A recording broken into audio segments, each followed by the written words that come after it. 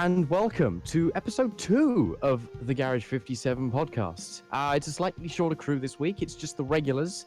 I would also like to point out that this podcast is recorded on the Wednesday, so it is currently the Wednesday, the 1st of September for me, because it's stupid o'clock in the morning, and the last day of August for my colleagues here. Speaking of which, we have the same short man from Georgia named Jack. Hello. And the same overly tall encyclopedia called Pat. Greetings, one and all.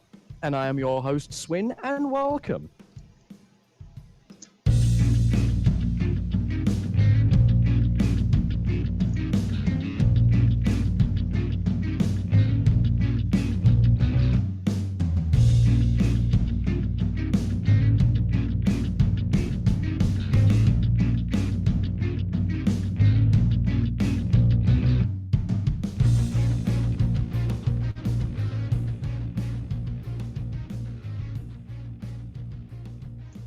So we'll be starting this week by talking about IndyCar.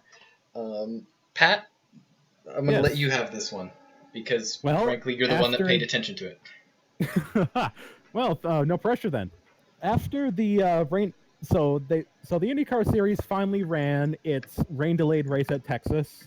They started with around 177 laps to go, something around there.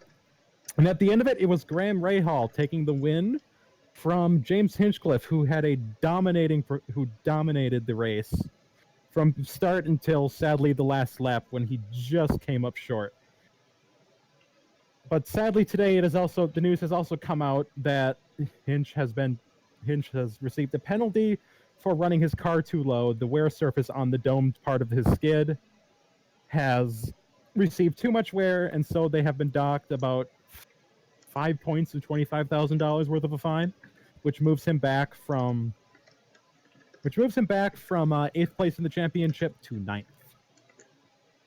Did any of you guys watch the race? I did not. Unfortunately. I was working. Okay, so, well, let's see what I can.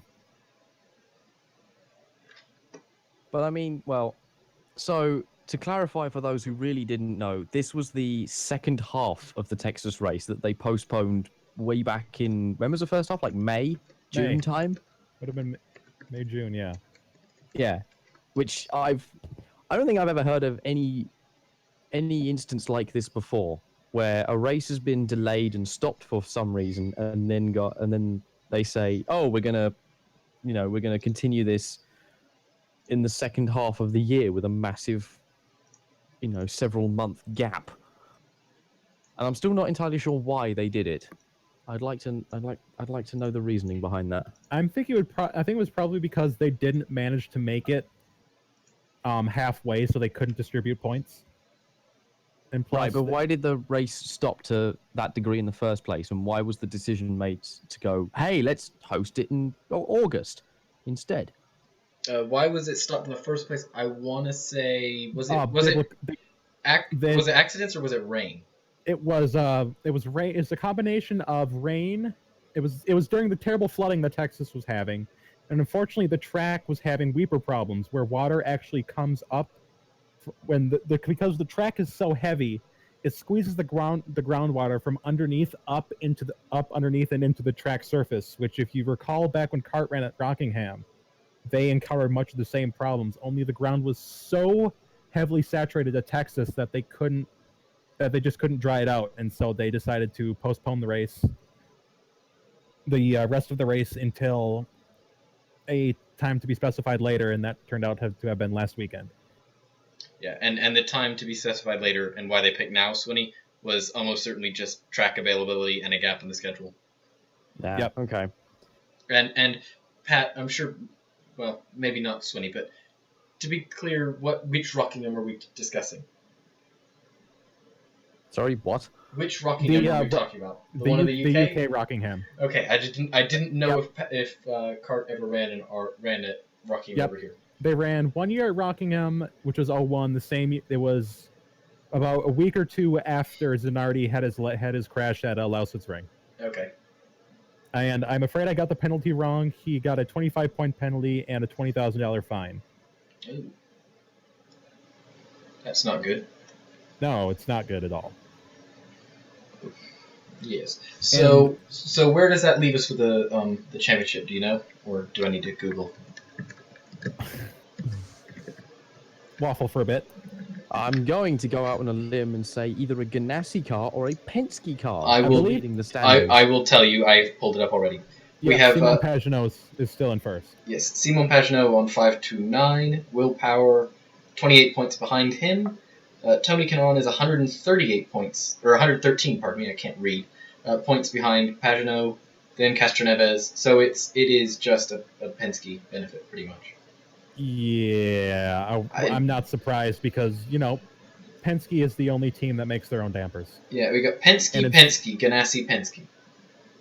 I think that says all you need to really know about IndyCar. Yeah. That, smaller teams like, KVSH and... Yeah, it's Penske, and the like Penske, can have... Proceed. I was about to say that, while the guys like KVSH and Sarah Fisher Carpenter, or whatever the heck they're calling it these days, they can have their day, but sadly, in the current climate, at the end, it's always going to be Penske, Ganassi, or Andretti. Yes, it is. It's currently Penske, Ganassi, Penske, Joseph Newgarden, and Ganassi. So, yeah. Hooray. Yay! And the reason I said Newgarden is I simply can't remember who he drives for. My brain's dying tonight. Whatever the weird conglomeration of Sarah Fisher, Hartman, and Ed Carpenter is. Okay. Good to know. Last weekend, Pagenaud did drive a very good race for not being a very good oval driver. He hasn't had his shit together on those tracks for a while now. And to see him pull off a very calculated, very measured performance, going out there getting fourth place points, I thought was a very smart move on his part, instead of to try and push it, go for the podium, or go for the win and end up in the wall. Indeed. And this weekend, we are at Watkins Glen, which replaces the Boston track, which nobody is surprised about. Hang on. Oh, yep, good. Let me get my face an out. actual proper racing circuit and not some dopey street course. My thoughts exactly. Yes. Well, especially street course that doesn't exist. Remember when they thought they were going to go to Chennai a few years back? And go to where? No, it wasn't Chennai. It was someplace in China. They were going to do a Chinese street race, and then that fell through. Was it the same If you want to go to the east, surely it should be Chang. Sorry, another inside joke there. Long story. I don't even remember. Was it going to be the same track that I think A1GP went to a few years ago, several years ago now, where it was literally two sides of a motorway, and the hairpins were so tight that the cars didn't have enough turning circle to get round? I don't think it was that one. I think it was more. I think it was closer to a. What was it? What did you say it was called, Pat? The Chinese place? Hang on. Never mind. A1GP in China looks like it did it at where it was at Qingdao is where they were going to go. Yeah. Well, then it is the same. Wow. Yeah. Anyway. Oh, never mind. Whoopsies. I was reading an article from beforehand, and it mentioned Usain Bolt was doing something, and it said triple Olympic gold medalist Usain Bolt. I'm like, hang on a minute, what? And then it realized in my brain, wait, I'm reading an article about A1GP that apparently is dated the 1st of January 1901. Something tells me someone's clock has I think reset. Usain Bolt is so bloody fast that he can just hop time. Yeah. Anyway, sorry. Who needs a DeLorean when you can just get a piggyback from Usain Bolt? It'll probably hit 88. Now, on talking still about roundy things, Swinny. Hello. The NASCAR in the weekend. Yeah, there was some of it, as per normal. Well, that's good. That means the world has continued to turn, that there is NASCAR on the weekend. Yes. Space-time continuum is as is before. Yeah, so, I mean, okay, I haven't watched the races back yet. I'm sorry. That's fine. It takes well. Yeah, Because you have I to don't wait for have him on access YouTube. to any of the actual broadcasts because I'm in the wrong country for it. I have to rely on their YouTube channel, and they are very good about uploading full races, like in full with no advertising breaks, whole whack. But they're 1 to 2 weeks after the races have actually happened. So I recently watched Watkins Glen. That's where I am right now. But I did see highlights, and I did see the results of each race. And this weekend is quite a special weekend. Um, Obviously, whilst I can't comment on the racing itself because of aforementioned reasons, the winners were all first-time winners for those series, which I found to be, at the very least, healthy for the sport, and a fantastic talking point. You had Brett Moffitt win his very first truck race. I don't remember where, but well done him. I will find out for Michael you. McDowell won the Xfinity Series race at Road America, which was his first win. And for the Cup Series at Michigan, about damn time. This is like a year overdue at this point, but Kyle Larson finally got his first Cup win. And hats off to that kid because he's had a lot of talent and he's been nearly there for so damn long. And there's been too many instances of him leading a race, looking like he's going to get it done. Everyone's like, yes, he's going to finally win it. He's going to finally win it. And oh, his tires have gone off and Kevin Harvick or someone has just driven right round him. Now he's in fifth. Yay. To answer your question about where the trucks were and what the name of the race was, because this is something that could only happen in NASCAR, a name for a race this long. Careers for Veterans 200, presented by Cooper Standard and Brad Keselowski's Checkered Flag Foundation at Michigan International Speedway. Oh, they were also at Michigan. Okay. God, that the ticket must be just enormous just to fit the name of it on there, let alone where you're going to be sitting. I wouldn't have liked to have been one of the commentators going, welcome back to the Careers for Veterans 200, presented by Cooper Standard and Brad Keselowski's Checkered Flag Foundation. And breathe. Okay, in the lead we have. The ticket is indeed the size of an 18 by 24 poster. You get done saying just hand out giant checks. You get done saying that. You get done saying the name when you come back and it's time to go to commercial again. especially if you're on Fox 1. I know. God, no, this is a truck series. It would be Fox 2. Yeah, except it's all on NBC now. Fair enough. I was about to say, I feel like Kyle Larson has been the next big thing TM, as long as Colin Braun has been the next big thing TM, and yet neither of them had really done much of anything. He was actually in danger of, well, I thought at the very least, what with people like Chase Elliott and Ryan Blaney and Chris Buescher to a lesser extent, and all these other up-and-coming kids who are showing talent and showing promise, that the Trevor Bayne, Ricky Stenhouse Jr., Kyle Larson class, I don't know what you want to call that, they're in danger of just becoming the next wave of field fillers, I thought. So this win has really come at the best possible time, I think, for Kyle at the very least. Just hope that Roush somehow get their act together and start building fast cars again, because Trevor Bayne is better than that car. I'm not so sure about that. No, he is. If you go watch the 2011 Daytona 500, like, everyone wrote him off as, he's just a sitting duck, he's not going to win, there's no point him, well, not that there's no point, but, this is a foregone conclusion. And Trevor outraced him. He just completely blocked at the right moment, and he didn't win that Daytona 500 through luck of the draw, put it that way, whereas a lot of other people do. Also, in the I still have the truck series pulled up, the schedule. We only have two more rounds left in, considering it's the Camping World Truck Series. Must be the race for the chase for the tent. No cups here, of course. No cups. Motorsport's next, right? Yeah. Trucks? No, Pat. It's Canadian Tire Motorsports Park. Please give them their name. Who trucks? Yes. They take the trucks to Motorsport? That's a genius idea. It's amazing. It's the Chevrolet Silverado 250, which just sounds like a car. Or Alex truck, Tagliani rather. or Jacques Villeneuve were put it on pole and not win.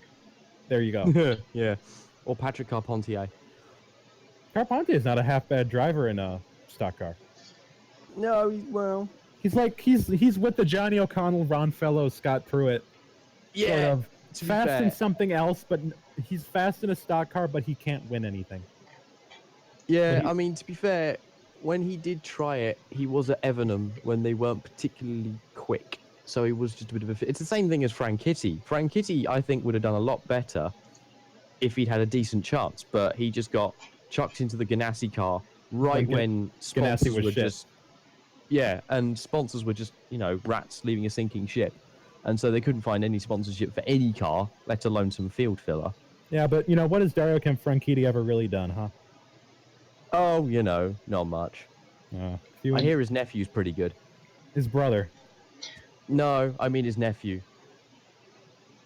Oh, Dave. No. No. Okay, you actually don't know this. Paul DeResta. I know, that's Dave. Oh, okay, right. Oh, no. Oh, no. Looking at these NASCAR schedules presents to me what might be an interesting game. If I were to just give you the name of the race and not tell you where it is, could you guess where it is?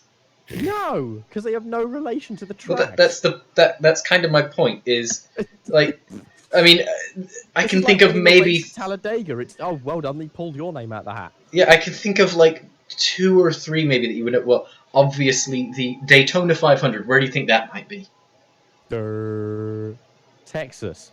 Yeah, no, I'm afraid you're wrong on that one. Watkins Glen. No, it's the Americas. I'm afraid you'll find it's at Daytona. Oh, that's where they have that 24-hour race, right? Yeah, yeah. I've heard they. I mean, they also run stock cars on the oval, but I mean, who does that? Who pays attention to that? I mean, who even goes to watch that? I mean, come on, people. Can you believe that people pay hundreds of dollars to just go see cars go in one giant circle? Oh my goodness! I've just seen what the Chicagoland Chase race is called for the Sprint Cup. In all seriousness, Pat, yes, and I'd love to sometime. In the Sprint Cup, I've just seen what the Chicagoland Chase race is called. It's the Teenage Mutant Ninja Turtles 400.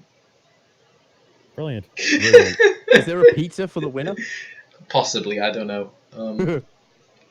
Maybe they get some nunchucks or something. Good lord. The Alabama 500. I bet you can guess where that is. There you go. Yep. Barber.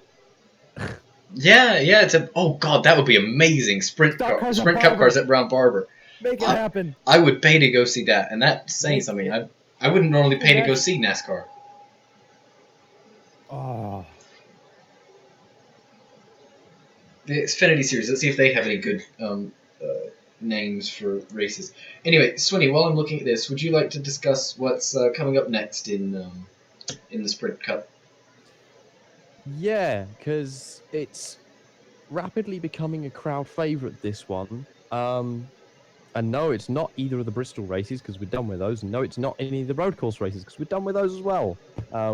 We do have one more plate track, but that's not until later on. No, it is time for the Southern 500 once again. And of course, we've had the whole year leading up to this with everyone slowly revealing all these really cool throwback retro liveries on each car.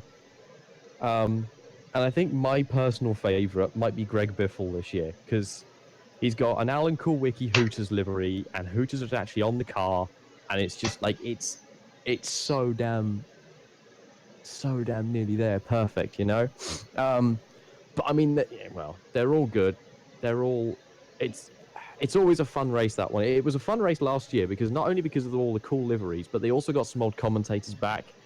And the tires lasted about 5 laps before they just hit the cliff. So everyone had grip and was trying to overtake each other for the first 5 laps after coming out of a pit stop and like on the restarts or whatever. And then they all just started sliding around and like holding on for dear life. It was a joy to watch. Bless you. Thank you. Sorry, people on the people listening to the podcast won't have heard that because I muted myself in the right thing. But anyway, sneezed. Yes, I had 2 massive sneezes. Kyle Larson's Target livery is a throwback to the very first Target livery that was on an Indy car.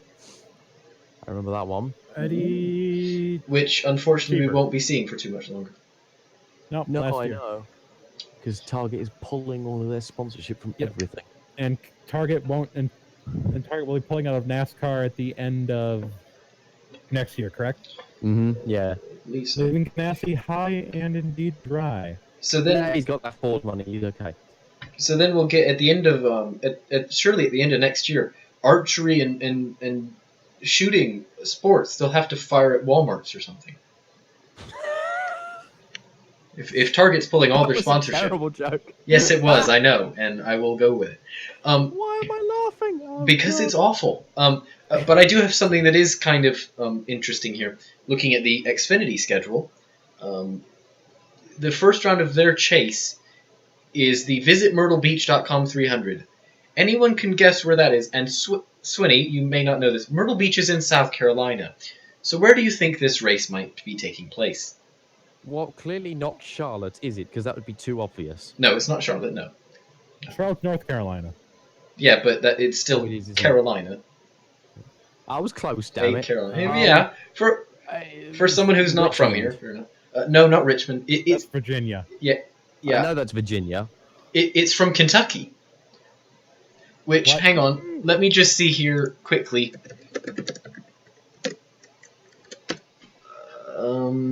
And talk amongst yourselves for a bit.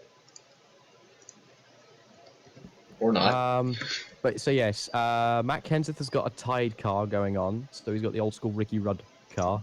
Oh god, Tony Stewart had a cool one, and I forget who ran it originally. So this is the thing. I only started following the sport in 2007. Was my first year, and I still say that's the best Daytona 500 I've ever seen, simply because Clint Boyer finished on his roof. But yeah, I mean, there's a lot that is what's the words I'm looking for here? They're all interesting and they're all cool in their own way. And for those of you who are interested, Myrtle Beach is a mere 10 hours 13 minutes by car. Or 648 miles by car from Myrtle Beach. Oh my god! Why? You know, I don't know. Because it's the closest track, I suppose. No, that would be Darlington. That would be. It would be Darlington. You're correct. I'm stupid. Never mind. Moving on. Darlington or possibly Charlotte. All right, can we move on, please? Go ahead. Move on. Oh, IMSA. The amount of shade that was thrown on Twitter this week between drivers and officials and drivers and team owners. The old oak tree at VAR wishes it could have thrown that much shade in its entire lifetime. Because holy shit was that a hotbed of drama and emotion this week after the quite frankly ridiculously crazy Oak Tree Grand Prix Sports Car Festival of Virginia at VIR. We're rivaling NASCAR for the length of name there. It used to be the Oak Tree Grand Prix, and now I think it's like the VIR Michelin Sports Car Classic presented by Oak Trees. Whatever. Presented by trees. Fantastic. We're being sponsored by a plant. Hey, Apple could sponsor something. Hey, that's true. But I think they'd have to do Formula E. I caught a chunk of that race before I had to disappear. I forget why. But from what I saw, it did seem to be that everyone was more interested in just creating a rallycross course around that track than actually racing on the track. The amount of people I saw get a particular corner wrong and then just have to cut one whole corner out and just go bumping through the grass, going downhill and up again, was comical.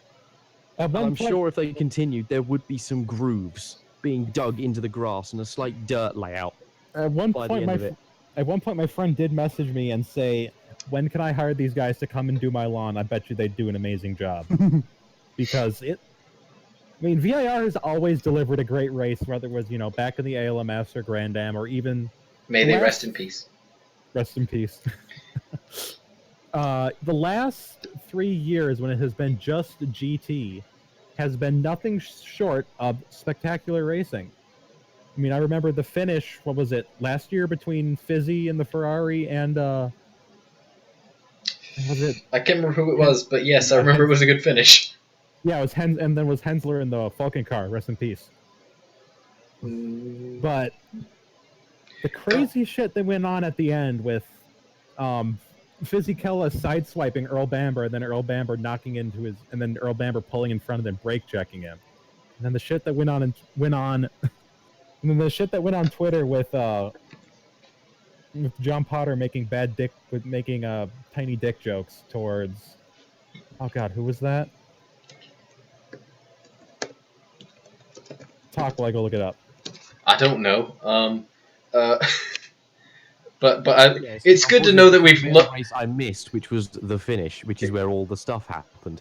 I just saw, the Corvettes going first and fourth. Meanwhile, the car 67 decided to start at the back because it was on a different strategy and work its way through the GTD field. Not quite as quickly as I thought it would, in all fairness. And indeed, I do believe I had contact at one point with. I was one of the Turner BMWs. Where he just went, no, I'm coming through here, move. And the Turner BMW went, what? Bang. Oops. Cool, oh, here it is. Quite early. It's good to know, by the way, that we've already we're 2 episodes in and we've already mentioned a dick joke.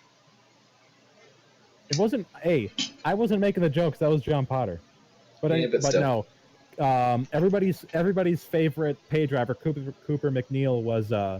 But Dad. Was joking. Sent a tweet with a tape measure out to 4.5 inches, ribbing on Magnus's disqualification for too low of a ride height. Mm-hmm. And John Potter retorts with only 4.5 inches. No wonder pulling out was so easy. BOP can't fix every shortcoming, right? Ooh. For a dick joke, that's possibly the most eloquently put dick joke I've ever heard. Yeah, it might be. That was classy, is what that was. Well, I don't know if I'd say classy, but it was elegantly worded. Let me qualify that. It was approaching classy. It was as classy as a dick joke can get. There you go, yes. But, oh my. And then there was another kerfuffle between Bamber, who tweets about Happy being on the podium, and then Fizzy comes, and then Fizzy says something about, oh, you don't deserve that trophy. If you want, send it to this this address, which is Rizzy, the team's address and whatever. And after which, John DeGee steps in. He's like, "Whoa, guys, come on, take it easy here." And it was. I mean, on one hand, I'm glad because. On one hand, I'm glad that stuff like this exists out there in the world, because it is a laugh to not only see what people come up with, but to also see that these people we watch on the weekends, are human, and they have the same, they're just like us, and without that, I don't think we'd be able to see that easily. Yeah, I mean, well, yes, they're just like us, except some of them are even lower, because frankly, I wouldn't make such a joke as John Potter just then. But okay. No, but I get what he means. Like, they're just human. Specifically, I've grown up with or we've all grown up with Formula One and being the ultra elite professional thing it is. Meaning the drivers almost. The drivers almost have to have no personality, essentially, to tow the team line correctly. So, to see that sort of thing, that sort of banter happen, it is refreshing to see these professional sports people say, oh, look, they do the same, moronic stuff that everyone else does. It's a breath of fresh air, for sure. Yes. Speaking of the Formula One, did anybody watch it at the weekend? I saw the last 5 laps. Does that count? Formula, huh? Yeah, that counts, Swinny. Congratulations. You are our Formula One expert this week because you've watched most of it. The most entertaining thing I saw wasn't even on track. It was on the podium. Well, that's good. Because for the Formula One podiuming, I guess, is what they'll be branding it as next. For the Channel 4 broadcast, they have Mark Webber go up onto the podium to do interviews with the three drivers, and Daniel Ricciardo seems to have made a bit of a habit out of. I'm assuming this is an Australian custom that the rest of the world is not used to. But he has made a habit out of taking some of the champagne, pouring it into his racing boot, and then taking a drink from it. Sounds pretty Australian, right? Now, this time, because Mark Webber was on the podium, a fellow Aussie, he made Mark drink from the boot, and Mark did. To give him his credit, he did. After a little bit of fuss and a little bit of protest, he finally did. So I'm sure both of them made all of their fellow countrymen very happy and very proud with that. From the wonderful Wikipedia, a shoey is the act of drinking an alcoholic beverage from a shoe.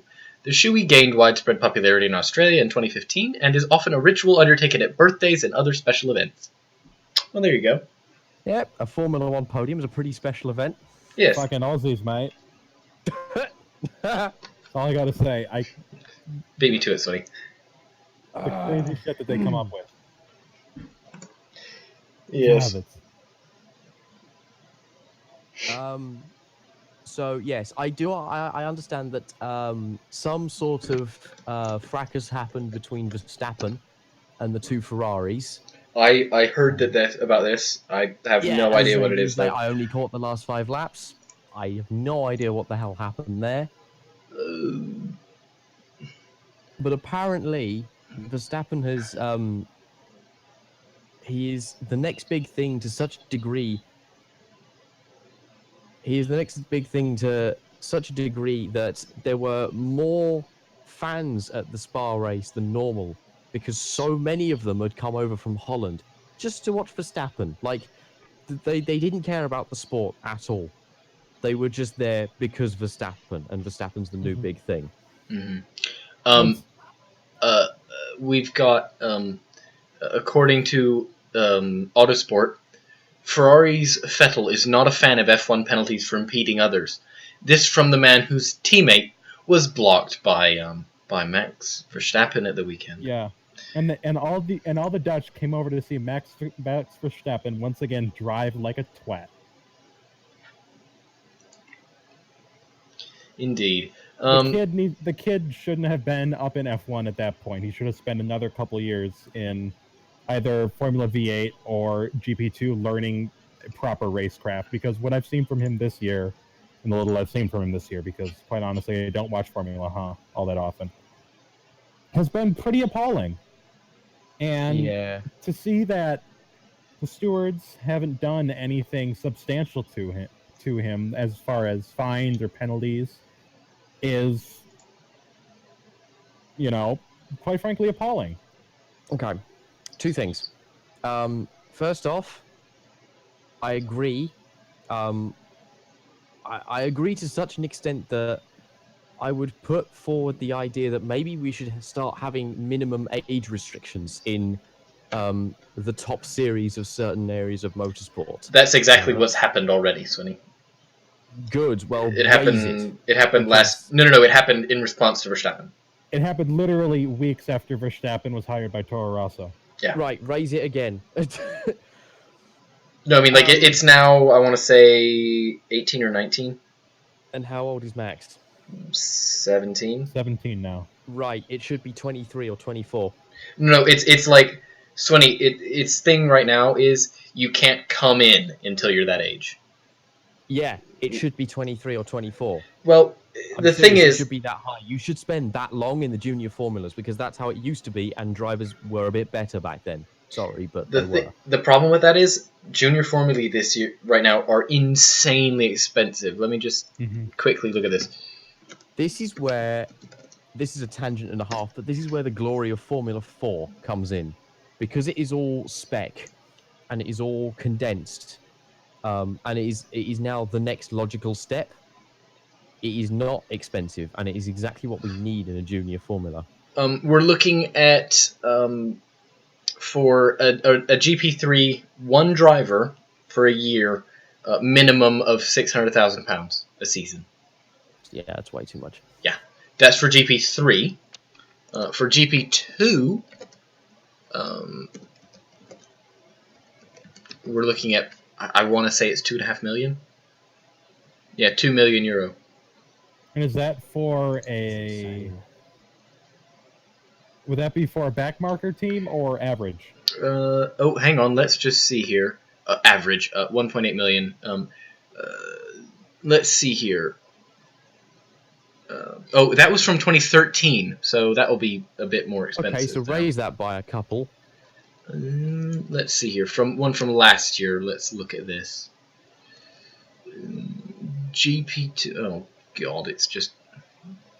This is just graphs and nonsense. Okay, GP2, 1.5 million euros for a minimum. That's expensive. That is. Holy cow! Expensive. Holy cow! Pre-car racing. This is predicting €1 million just in karting. I'm not surprised. I'm seriously Holy not surprised. cow! That's a third of your F1 budget. That is insane. And now you see the problem with modern motor racing, is that shit is too expensive. But you know what isn't expensive? What's that? TA2. Hey, that's a nice slick segue. Segue.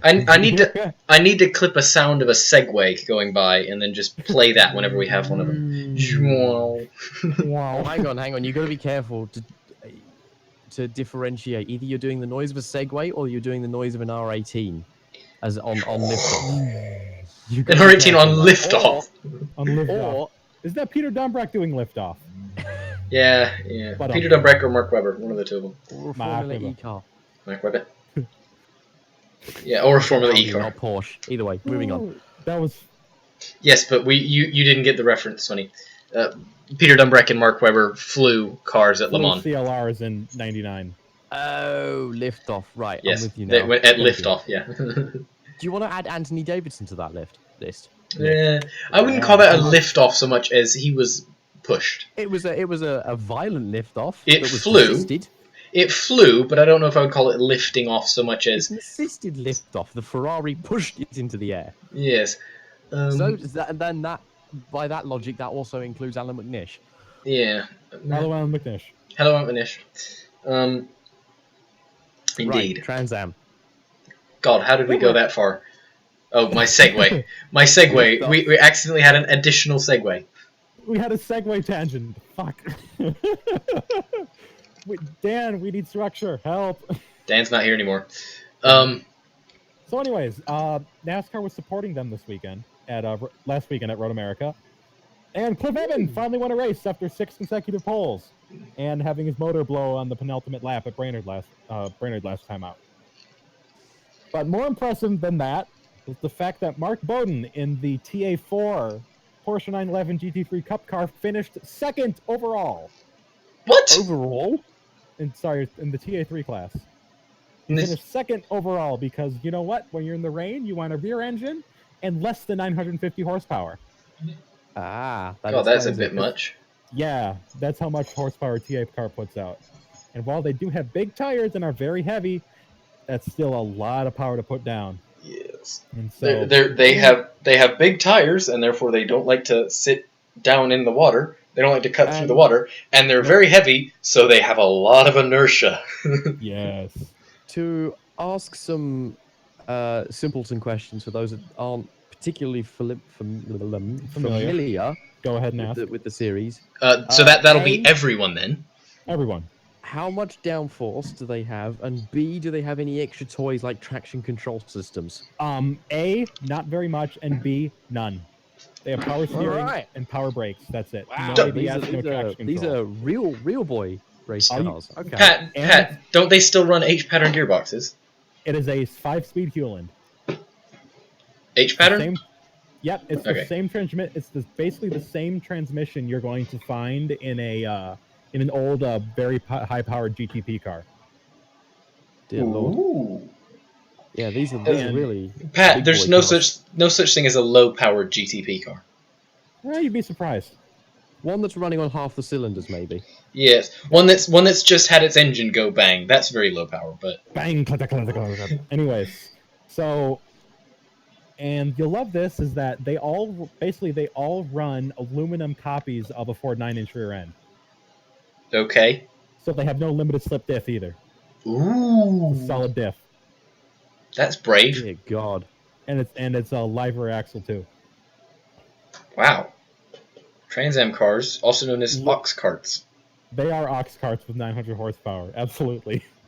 I don't know why, but I said that while looking at the book that I bought today, which is Flying the SR-71 Blackbird, which was originally known as Project Oxcart. Your segues are amazing. It wasn't intentional. That wasn't an intentional segue. That was just a slight deviation. But anyways, so Paul Fix ended up second after destroying his car at Mid-Ohio. It was rigged. It was fixed. Sorry. Dave. I'm kidding. Mute yourself. Delete your account. Anyways. Fix finished third after blowing his engine up. Not blowing his engine up, it was Abinett Brainerd. But God, those are big engines. His lungs must be very tired. They're big engines. They're like 6 liters. Joke. Overhead. Oh. I'm done. I'm so done. He blew up his engine. His lungs must be very tired. He used an air compressor. Anyway. Oh, that was cheating. Can I get a word in that? Can I get my no, please? I'm sorry, there's not time. Jack needs to continue making silly jokes. Go ahead. I will cease with the jokes. After destroying his car at Mid-Ohio, after pulling out in front of Tristan Herbert, after not following the corner workers' directions and pulling out directly in front of Tristan Herbert, destroying both of their cars and fracturing 3 of Herbert's ribs. Well done there. Fix, I had some respect for you, but you acted like a twat, so I'm sorry, it's kind of gone. But he finished second in class, but third overall. Pintark rounds out the TA podium. But like I said, the most impressive performance was definitely Mark Bowden in that tiny little Porsche putting on a performance that would shamed the rest of the TA field. But Indeed. You know what? That's not the first time we've seen something like this, though, right? Because if I remember rightly, Petit Le Mans, was it last year, 2 years ago?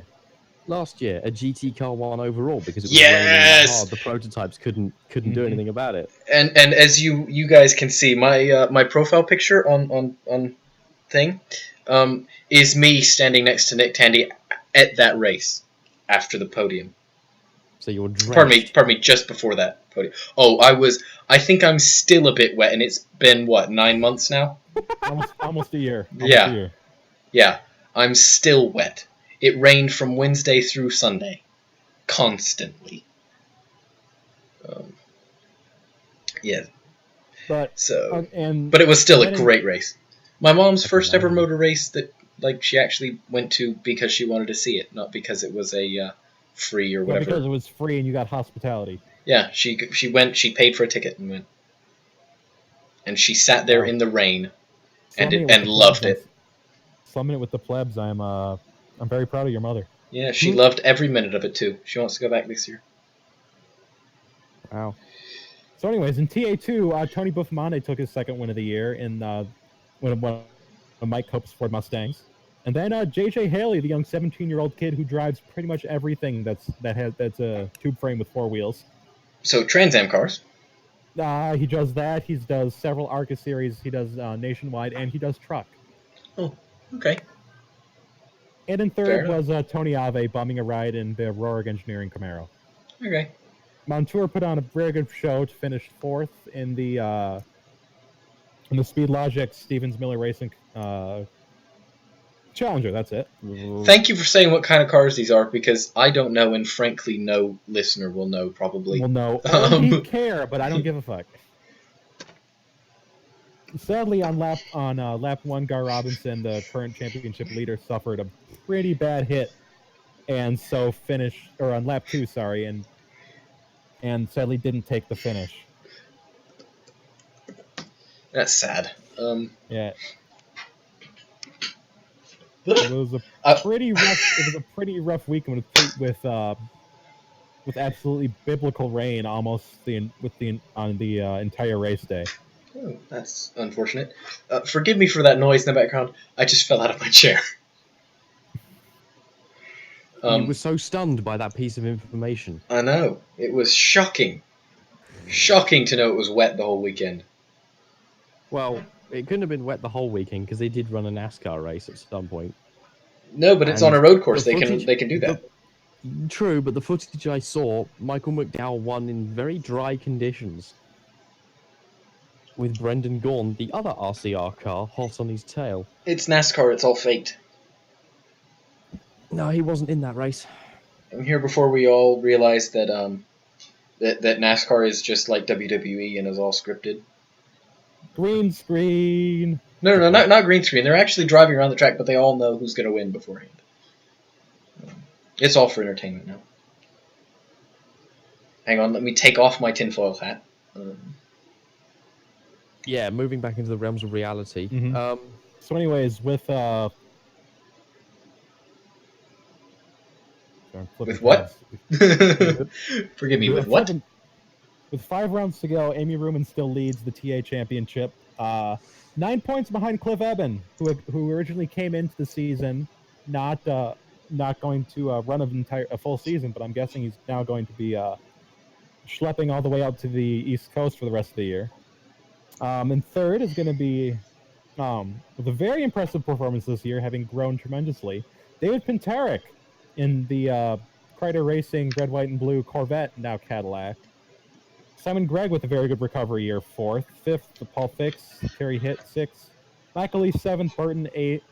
Rubright, 9th. And newcomer Vinny Allegretta in 10th on a after his best finish of the year in 4th.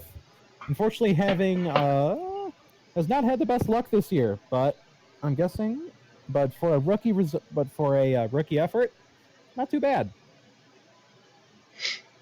So, a nice ironic thing, something that amuses me with Trans Am is after how you've explained the cars and how they really are, big boy cars. Yeah.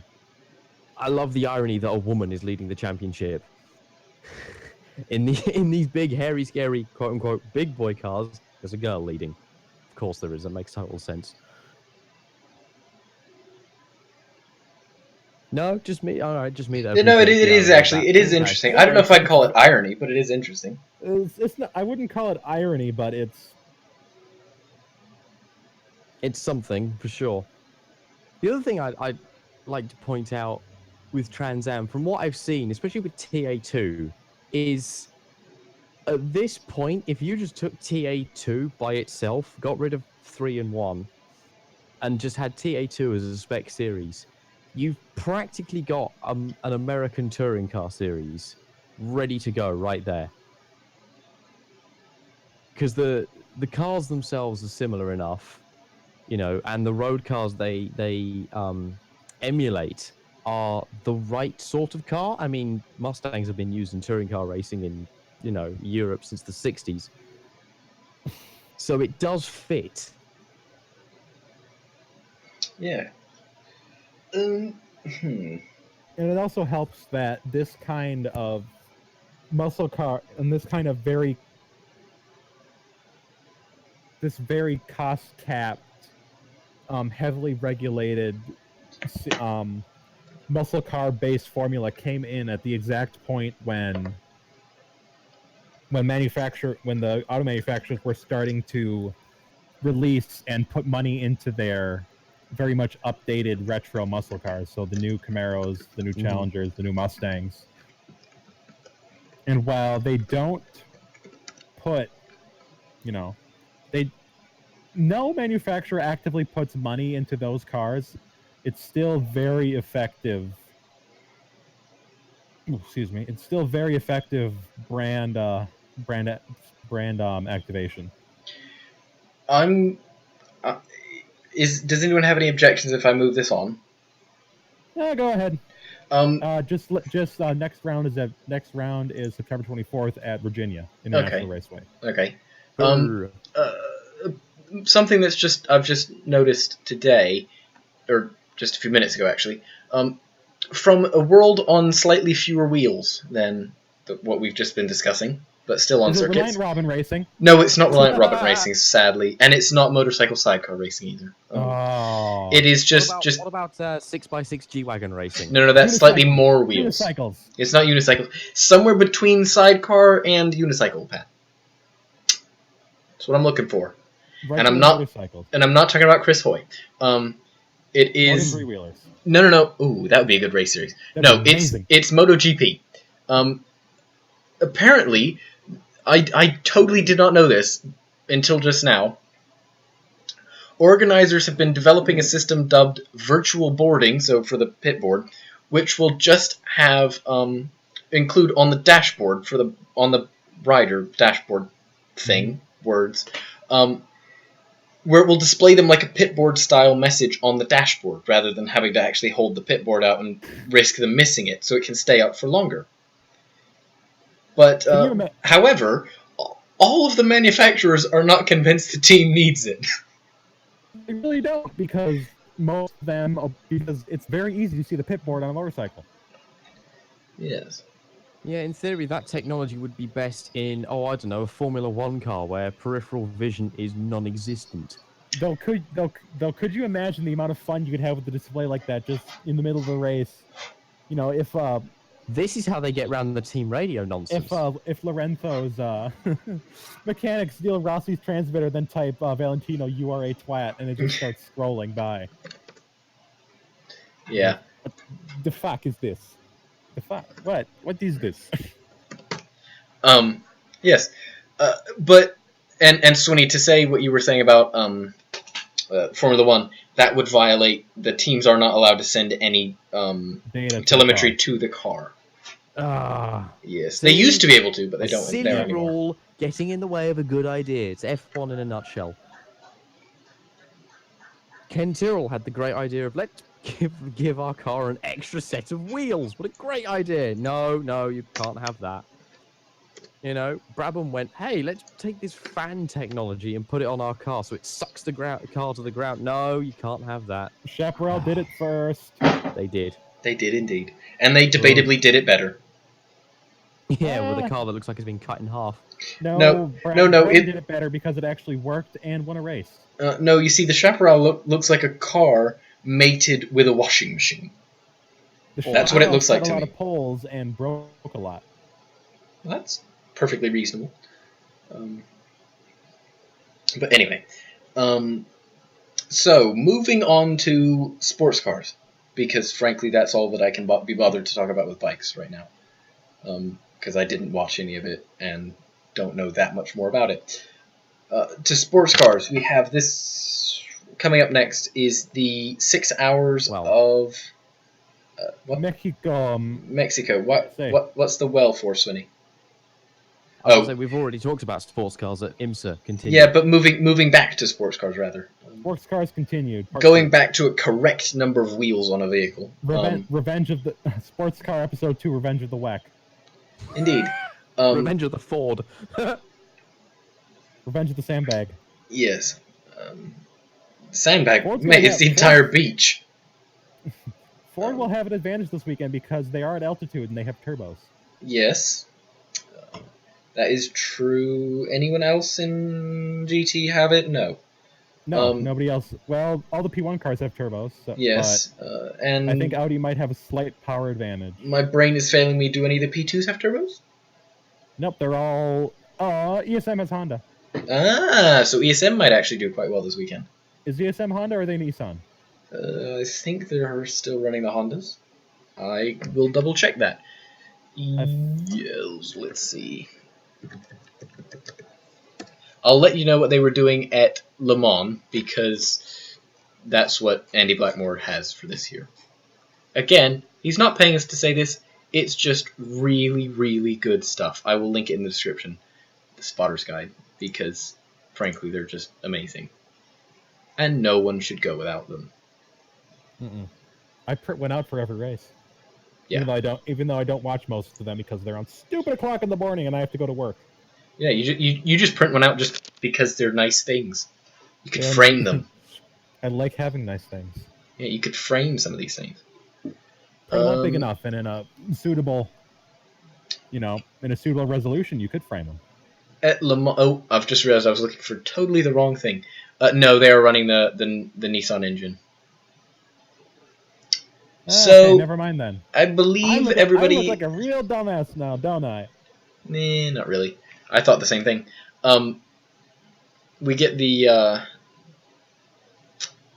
Yeah, ooh. I came on here to the Le Mans Spotters Guide and was looking for their green and black Tequila Patron thing, and then remembered, oh wait, this is France no alcohol sponsorship. They have a different livery.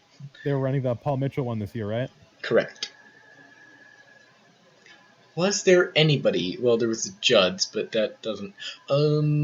Rebellion runs the AER, but their only competition also runs it. Yeah, that's a twin turbo 6, right? I believe so. I know it's a 6. It'll be turbos then, because nobody's going to run a naturally aspirated 6. Yeah, I just mean I can't remember if it's single or twin turboed. It'll be double turbo. Nobody except for touring cars would run a single turbo. Yeah, that's a fair point.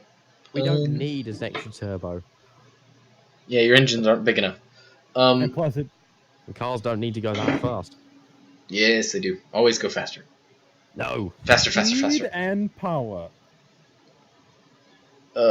Anyway, we are now. Dan, are you ready? Let us know if you're ready, and we will join. We will jump over to you. Meanwhile, who do we think is going to win in P1 at Mexico? What kind of circuit is Mexico City now? Because they've messed about with it, haven't they? A high circuit. It's a good combination of. It's not a bad track actually. It's not. It fits. How many attempts at this sentence are we going to get, Pat? What do you say? I just said, how many attempts at this sentence are we going to get? As many as you like if you don't shut up. Okay. Continue. Okay. It's a good mix of... It sits between a Tilcadrome and, say, Spa or Silverstone. Oh, God. So it's got a little bit of in the words of Pastor Maldonado, is it got fast bits, slow bits, medium bits, and uppy downy bits? I'm not sure about uppy downy, but it does have some fast, medium, and slow bits. Oh, okay, good. Well done, so Pastor in theory, Maldonado. it's a sort of all-rounders track, and P1 terms, it could be anybody's guess. It really could be anybody's guess, but... Who do we think gets the biggest benefit from their turbos? I think the biggest benefit is actually going to come from the higher electrical output of the Toyota and the Porsche. Shut your mouth. I'm an Audi man. In which case, a Porsche will win because all the Toyotas will break somehow. Yeah, they'll make it to about 5. They'll make it to about 5 hours 50 minutes, and then just go, and we're done. Nah. Oh, too soon. Not too soon. I'm kidding. No. We've just got to do this to make fun of our friend Paul, who is a massive Toyota fan. So, anyway, who do we think will do well in P2? Well, hang on. First of all, let me put the obligatory class in there. Who's gonna win P1 Privateer? Oh, it'll be Rebellion. It'll be Rebellion if they don't break. It'll be Rebellion, and no. If Rebellion breaks, no one will win the class because no one will finish. The CLM will set itself on fire. Bicalls will also break. Yeah, it'll set itself on fire or something. Or find a nice tree or barrier or something. I would hope they don't have trees lining the trackside, because that's dangerous as a motherfucker. Yeah, indeed.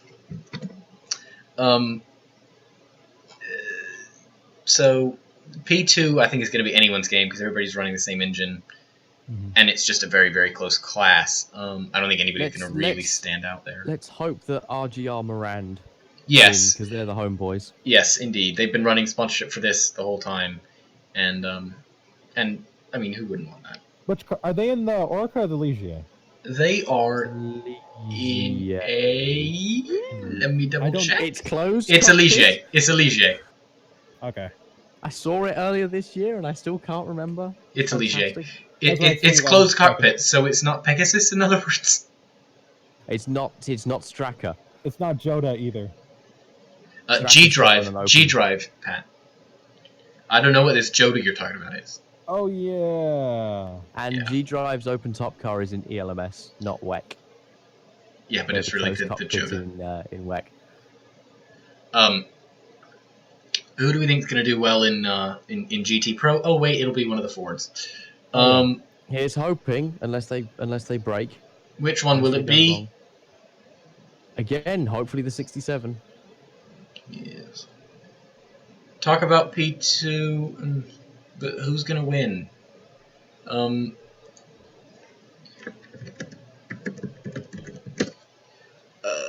We have from excuse me, in GTM, who do you think is going to win this thing?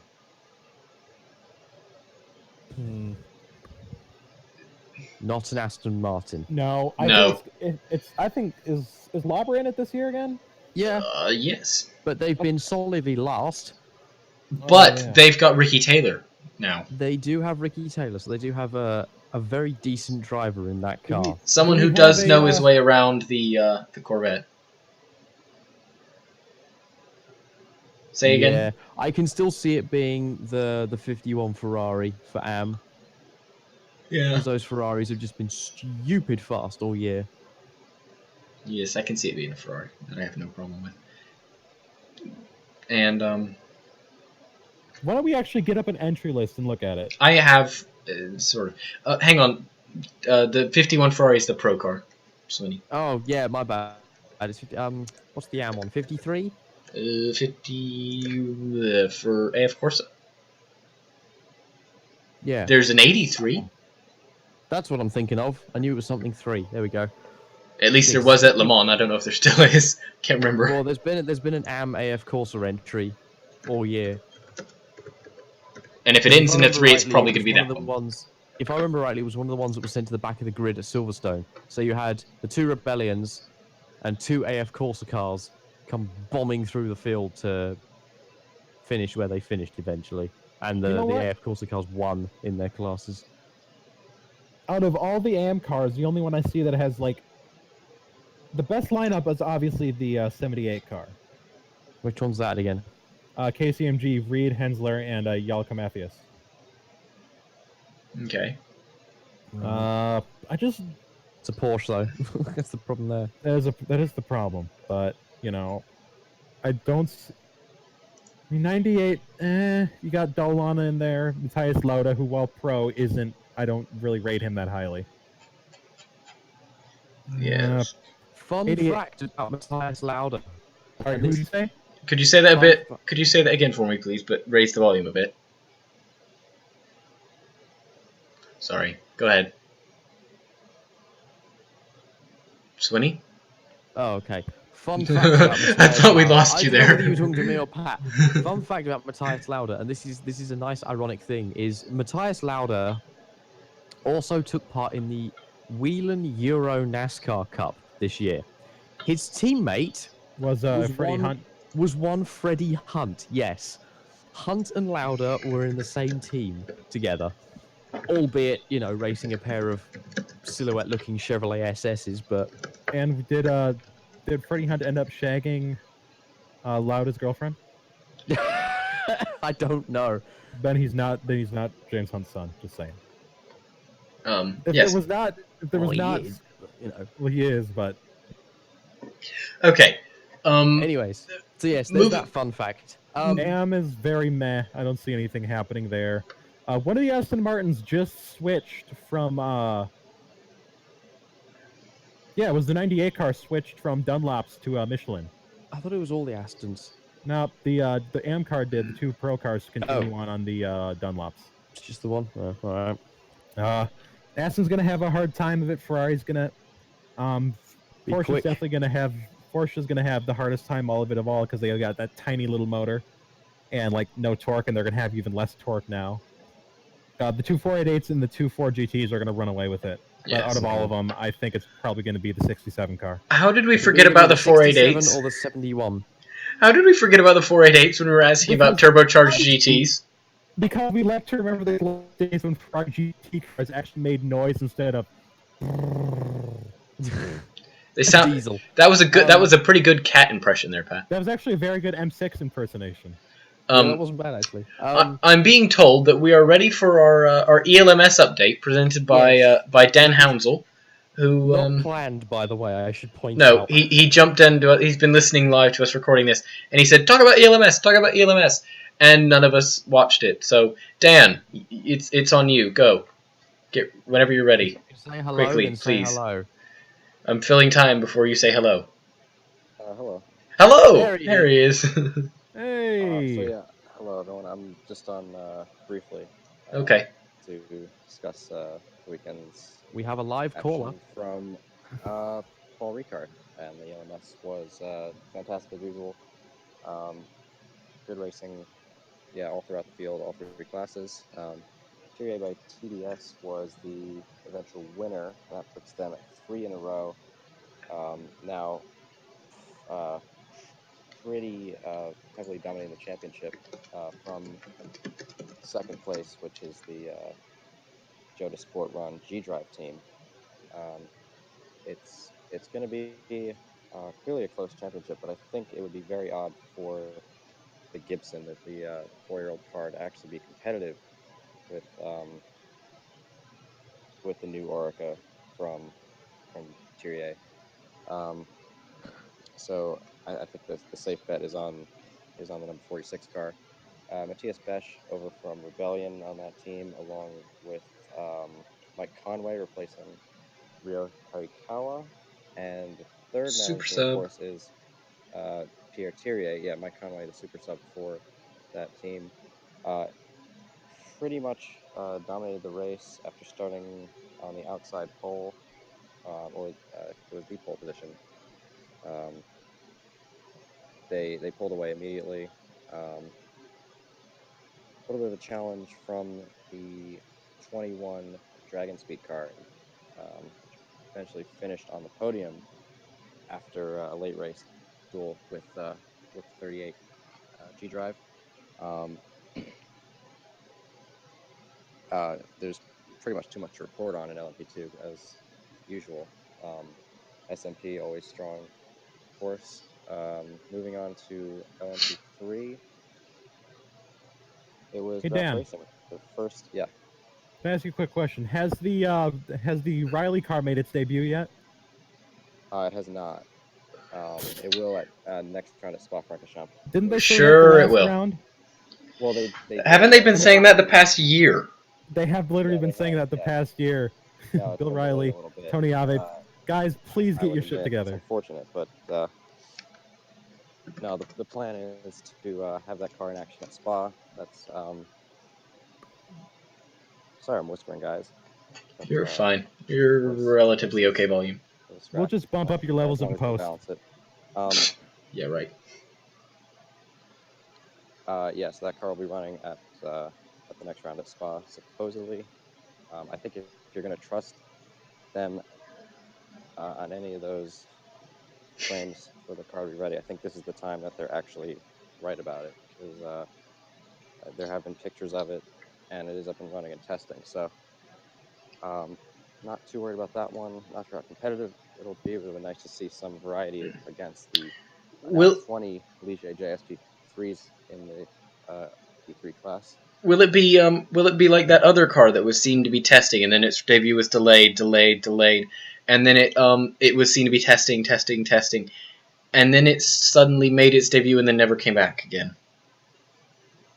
That other funny looking car. Nissan that happened last year. Yeah, yes. Because that was my thoughts exactly. I don't think it's quite as bad as that one. Yeah, I'm just not sure that will actually be a competitor. I think the main concern for that is having that car be up to pace, because the Ligier is clearly the package to have. Yes. With It's amazing. 20 teams running it. Oh, sorry. Go ahead. Sorry, I'm saying a lot too. You're totally fine. You haven't been listening to much of this podcast, clearly. No. It's like all of a sudden Dan shows up and it sounds proper, and when he leaves, it's going to turn back to the same shambling mess it was before he got here. Indeed. But anyways, I was surprised. I remember back when P3 first came out, and everybody made a big deal. Ooh, the Janetta's coming. Ooh, the Janetta. Have you seen the Janetta? The Janetta, it's beautiful. And then the Ligier comes and just bitch slaps Janetta straight across the face and says, this is how you do it. Now, yeah, I can't really go into the economics on that, but I think there was some pulling of strings there with the French organizers. Oh, Dan, it's the French we're talking about. It's implied. I'm assuming some unmarked manila envelopes with many euros were passed back and forth. Right. Just real quick, because I got to wrap this up. Go ahead. Proceed with your crickets in the background. Did you hear that? Wow, yes. Yeah. Good night. No, it was perfect. When there was a pause, we just heard crickets. Well, I'm outside right now. If you hadn't guessed. Well, I certainly hope you weren't like going in like a snake room or something where they're feeding them crickets, maybe. No. Yes, Pat. Break studio work here. Okay. Sorry to cut you off, Pat. The GTE class I just wanted to talk about briefly, because that was also some proper racing. I think we need more cars there. It was the 66 BMW Ferrari taking the win after a very close battle with the Aston Martin team. But as usual, Aston Martin got it wrong on strategy, I'm afraid. And just did not have the tires, it seemed, to fight with the 66 Ferrari. So that they both ended the race on 5 stops, but what I'm talking about is the Ferrari made theirs way sooner. So the Ferrari, I say Ferrari, Aston Martin had to make their stop way sooner, leaving them with an hour to do on those tires in the last stint. Ferrari did its last stint in the final half hour, I think. So they had a huge advantage there, and I also have the advantage, I think, with the driver lineup. I'm not completely sure about that. As far as the championship's concerned, I can't make a prediction for GTE. It seems pretty close at the moment. It seemed like the Proton Porsches were having an edge in the beginning of the year. Now that edge has gone away. The Ferrari and the Aston were clearly the cars to have at Ricard. Spa, always a different animal, and you can really never make a good prediction because, of course, weather could always be a factor. I think the eyes will be on the real battle in LMP2 though at Spa with 14 plus P2 cars going at it. I think it's gonna be very competitive. Can I just briefly jump in here and say it will be impressive to see just how quickly they can turn Spa around from being an F1 circuit to being an ELMS circuit, taking down all the branding and all that. Yeah. They'll have to root because every curb at the Grand Prix was painted to coordinate with the sponsor on the wall. So they'll have to I do wonder how much they'll go and do that. I'm guessing the track team there values presentation, so they'll go back to the red and yellow. It should be red and yellow, yeah. Did you know that the only other track I've seen ever use that paint scheme is Road America? Pretty sure there's another one too. And I think there is another one, but I just say Adelaide back in the day had red and yellow. Watkins Glen or Kyalami, one of the two.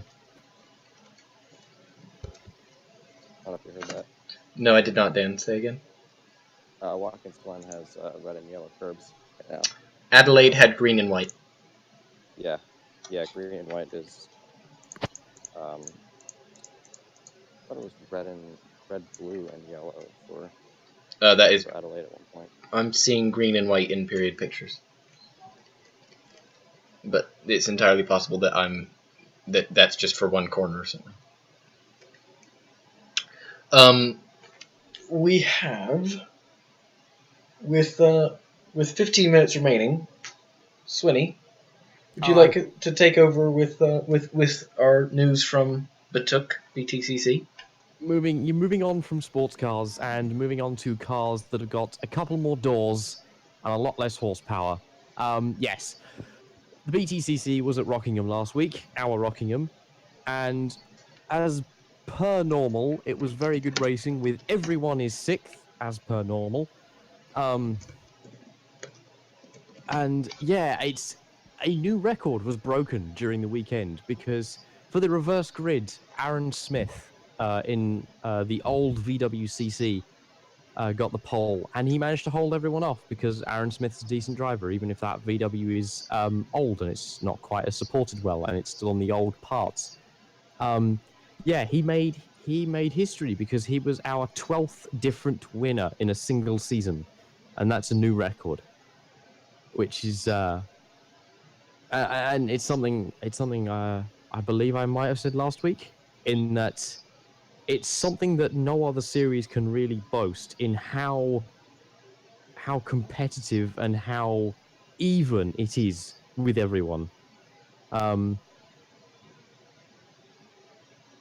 So yes, there's that. As per normal, turn 2, I believe it is at Rockingham, is the hairpin that goes onto the road course. So you go from the oval, which is a nice big wide straight piece of track, and you've got to get 30 cars to all funnel in to this tiny hairpin to where the track gets significantly narrower because it's onto the road course infield section, and there's always crashes there. And as per normal, that corner took its fair share of victims,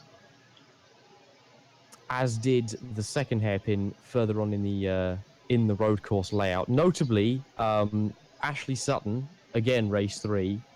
He was on the harder tire, which was, for some people, it was about 2 seconds a lap slower. This harder tire this time round, so it was really not the preferred tire to be on. He was losing spots hand over fist. Dave Newsham in the Chevrolet passed him. And apparently that was a car too far for him because he just sort of sent one up the inside a bit recklessly and just took himself and Newsham out, which was not entirely the most professional thing in the world, but that happened. Yes, and the other thing to note would be West Surrey Racing didn't particularly have the day they needed championship wise, which means championship-wise, I believe both the Hondas are now all over the back of poor little Sam Tordoff in the Beamer, and Jack Goff and Rob Collard are, well, Collard's in a sort of outside chance still, so he could be in a position to help. Jack Goff is absolutely nowhere.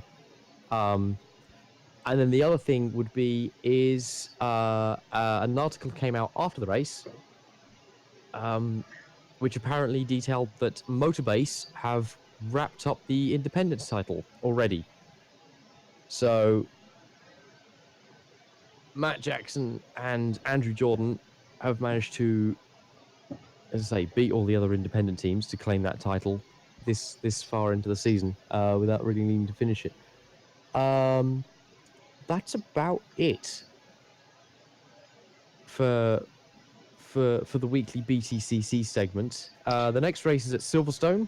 I want to say they use the Silverstone National Circuit too. I was just about to ask, do they use the full circuit or what? No, they use the old the National Circuit. So it's the old start-finish straight, Cops, the first bit of Beckett's, and then it turns and it goes round onto that straight that leads you back into what's the corner before Luffield?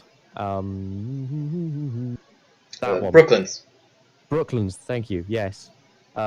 Yeah, it leads you back into Brooklands, and then you go around Luffield, and then Woodcut, and then you're back on the start-finish straight. So yes, that's. I mean, every BTCC race is good. The big thing that happened there would be a few years ago. Rob Collard got it wrong at Cops. I forget how it started, but he went through the runoff on his door, then his roof, then his other door, then his wheels, then his door, and then his roof again, and then his front bumper, and then finally came to a stop on the barrier somewhere. He had a huge shunt there, 2 years ago now, because it was the old eBay sponsorship. That is pretty impressive. Yeah, if you look it up, 2014, Rob Collard beat Silverstone. There's probably a few footage of it. Yeah, pretty spectacular. And then yeah, we're on to brands, and it'll be the final title decider. And at this point, I'm absolutely rooting for Sam Tordoff because he's the only one with a realistic shot that hasn't already won the championship. I mean, Matt Jackson's still there, but again, it's a bit of an outside chance.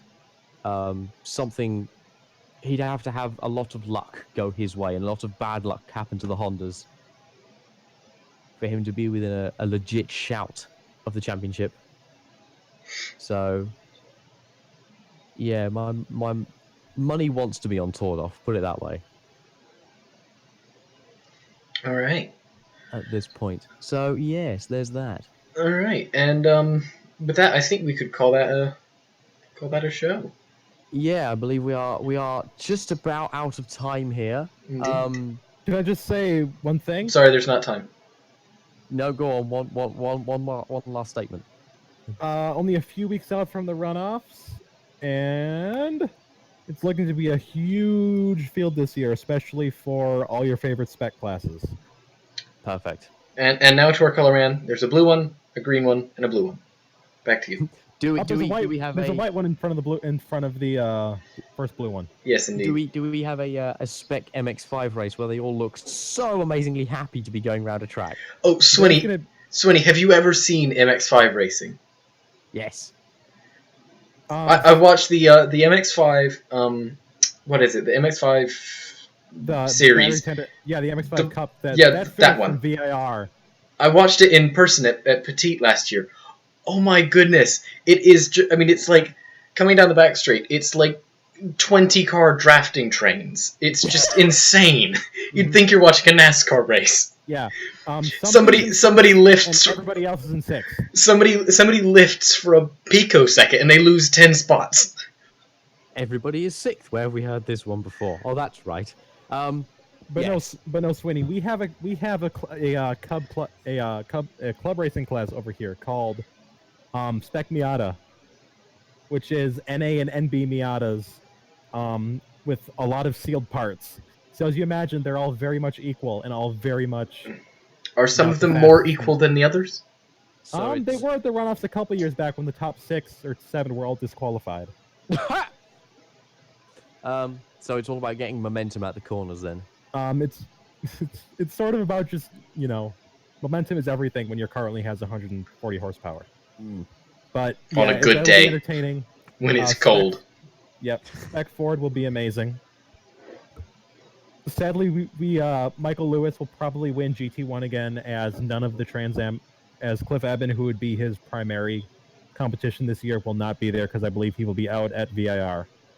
But other than that, when I get an entry list, I'll be able to do a more solid preview of it. Yes. All right, and with that, let's actually call it a show. Yeah, we are now done. Thank you for listening, and we will be back next week. Barring a disaster, we will be back next week. Thank you very much for listening. Now, get out.